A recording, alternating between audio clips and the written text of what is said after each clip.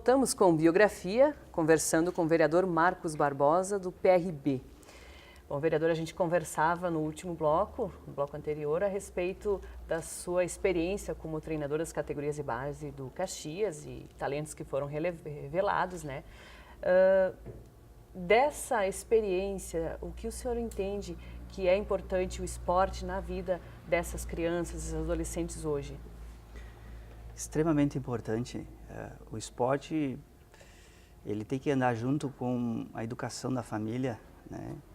O pai e a mãe acompanhando e incentivando o esporte, não tem como o filho dar errado, sabe? Ou se desviar para Porque é o sonho de cada um, nasce dentro do esporte, dentro da pessoa, o esporte, né? O futuro daquela criança, daquele adolescente. Então, a gente vê a dificuldade que é, né, as secretarias desenvolver esse trabalho por vários motivos, mas que é importante para desenvolver, né, o futuro da criança, né? Antes do senhor ingressar na vida pública, vereador, o senhor teve participação em movimentos religiosos, voluntariado com a comunidade? O que o senhor tem para nos contar dessas situações?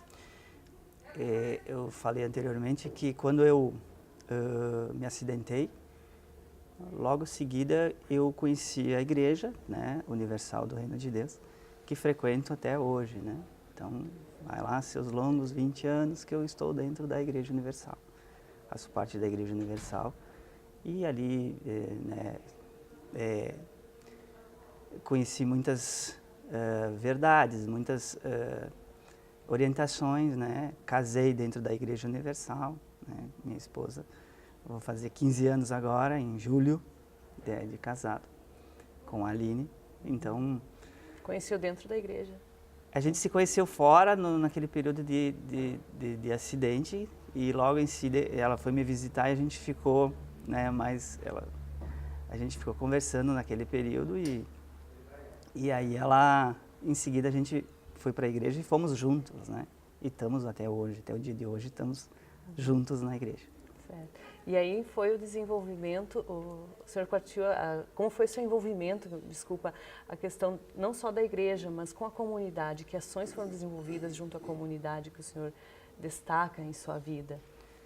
Usando até mesmo através da religião. Sim, a religião é muito trabalho social, né? A igreja faz um trabalho excelente social de atendimento, de visitas, de assistência, de várias formas. A igreja ela é uma mãe, né? Onde as portas sempre estão abertas, a gente sempre acompanha as dores das pessoas, né?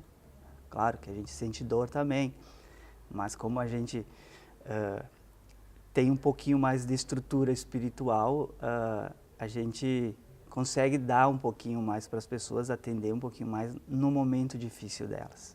Que tem pessoas que chegam desesperadas, né, na igreja, porque é o último refúgio, é a última porta à igreja, né? Então ali, e Deus, quando tu vem até Ele vai até você. Então Deus alivia a dor dessas pessoas e a gente está ali para auxiliar. Certo.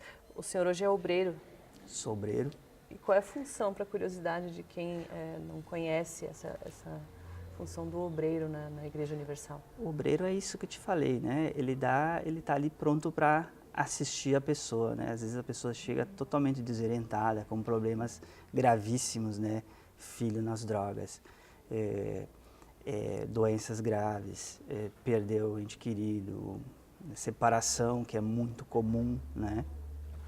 Para o mundo é comum isso, uma separação. E a gente está ali para orientar, né? Para elas fazer as correntes certinho, que a igreja tem, cada dia tem uma corrente específica para a dor da pessoa. Então, aí ela se acha, ela vai se fortalecendo dentro, porque a força maior ela tem que encontrar dentro, né? Uhum. Ela tendo a força dentro de si, ela vai conseguir resolver os problemas externos.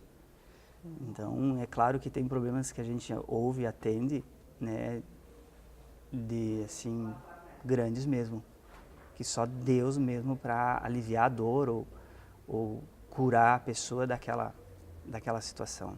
Certo.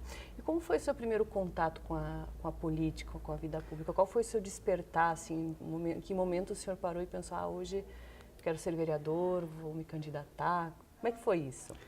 Pois bem, então eu estava saindo do Caxias e com um pré-contrato pronto para ir para o Vasco, categoria de base do Vasco da Gama.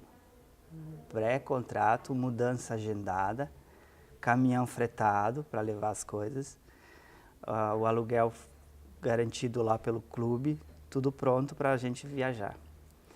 Chegou uma pessoa do partido e disse, a gente está te acompanhando o teu trabalho e nós gostaríamos que tu concorresse, montasse o partido, porque quem montou o PRB em Bento fui eu, ele está fazendo agora esse ano 10 anos, né?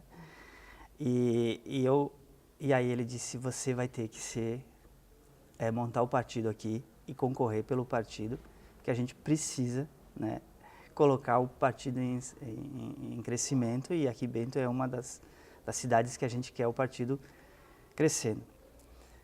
E daí caiu, né, fiquei sem chão, e ele disse assim, olha, você tem 1 semana para me dar a resposta. E eu não aceito uma resposta como não. Então, quando eu falei isso porque ele me chamou, ele me falou para mim, quando ele me falou isso, né, eu fiquei completamente, porque estava tudo pronto para a gente seguir a carreira de treinador de futebol. E aí eu falei para minha esposa, né, deu o maior choro, porque a gente eu investi muito tempo da minha vida na carreira de treinador, né? Sim. E naquele momento ia começar uma coisa nova que a gente nem sabia, né? Não tinha noção nenhuma que era a política, né? E digo mais, o vereador, para ter uma noção, ele tem que pelo menos ter 4 anos aqui, né? Porque é muito complexo, tu tem que entender um pouco de tudo, né? E às vezes a pessoa te pede, olha, consegue a mãe vem e pede uma creche pro filho, né? Me ajuda a conseguir a creche. Às vezes o vereador não consegue mesmo, porque tem todo um... E então aí tu já é taxado de ruim pelo fato de tu não conseguir atender a pessoa. A pessoa pede um exame médico, o vereador não consegue botar na linha, trocar as pessoas lá que estão na lista de espera, né? E aí eu pedi pro vereador e não me resolveu o meu problema. Então é muito diferente da questão. Aí, voltando. Sim. Aí eu fiquei 1 semana, deu bastante choro, né? Aí a gente, claro, recorreu a Deus, né? E quando a gente recorreu, eu senti uma paz dentro de mim, né? E essa paz, a gente percebeu que podia tomar essa decisão que ia dar certo. Mas não tinha noção nenhuma de como era a política. Não sabia como é que se fazia as coligações, porque o partido era pequeno, precisava coligar. Não sabia o número de votos que precisava. Então foi bem difícil para a gente. Montamos uma chapa, concorremos com o PTB, com o DEM. Na época tinha o Juarez Baruf, que era vereador, tinha na ala do DEM tinha o Mazuquim, que daí se elegemos eu e o Mazuquim nesse grupo. Fiz 1.252 votos na minha primeira eleição. Mas foi uma decisão muito difícil. Mas Deus me deu, naquele momento, aquela paz para decidir. E como foi essa experiência da primeira campanha, já que não se sabia exatamente como ia acontecer, como ia se desenrolar? Naquela época eram 11 vereadores ainda, foi em 2008, né, para a legislatura 2009 e 2012, isso, né? 11 vereadores. 11 vereadores e o número alto de votos precisava, porque, né, quando aumenta o número de vereadores, automaticamente baixa o número, não precisa tanto votos, né, porque tem mais... Então foi 11 vereadores, a gente se elegeu nesse grupo de 11 vereadores, que foi uma façanha, que ninguém apostava na gente. E aí a minha base maior, claro, foi esses pais dessas crianças, esses adolescentes também que já votavam, que me deram esse suporte. Claro que pessoal, os amigos da igreja também nos apoiavam, nos conviviam juntos e não teve como não se eleger. Mas eu fui o 10º e a vereadora Neilene foi a 11ª, dos 11. Uhum. Foi muito, né, foi muito um trabalho muito simples, e deu resultado na época. Sim, essa é a sua terceira legislatura. O senhor teve a experiência de trabalhar na Câmara de Vereadores, no Poder Legislativo, legislar, junto com mais 10 vereadores. A experiência com 11 e depois também aumentou para 17. Qual comparativo que o senhor faz nesse sentido? É que o senhor teve a experiência com 11 vereadores e depois com 17. Como o senhor vê isso? O senhor acha que é importante ampliar os debates ou era melhor com menos? Como o senhor vê essa questão? A Andréa mudou muito, tá? Mudou muito, assim a gente para e pensa, né, do período 2009 que eu assumi aqui, até o dia de hoje mudou muito, bem radical, né? Uhum. Nós não tínhamos né, a transparência que tem toda hoje, não tinha Face, não tinha, né, nada, não tinha nada para postar o teu trabalho, não tinha nada para você aparecer, não tinha TV câmera, não tinha absolutamente nada. E os vereadores eram mais antigos também, ele tinha uma linha de trabalho que era de não fazer requerimento, de visitar as secretarias que a gente aprende. E eu peguei esse hábito de visitar as secretarias. Eu sou um cara que não faço tanto requerimento, tanto indicação, tal, porque eu vou direto eu gosto desse trabalho corpo a corpo, visitar o secretário, resolver os problemas aqui e ali. Mas mudou muito, a política mudou muito. E assim, desculpa, a gente vê né, uma política totalmente de hoje, dessa época para frente, vai se mudar muito ainda.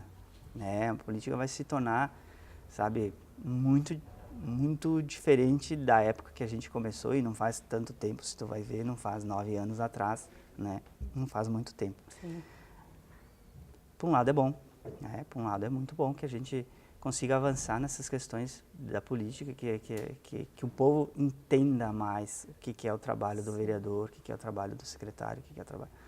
Que a gente tem essa dificuldade das pessoas não entenderem, né? Sim, hoje a gente percebe, né, vereador, quando o senhor mencionou a questão de que às vezes as pessoas chegam para o vereador e solicitam, eu quero uma vaga, eu quero isso.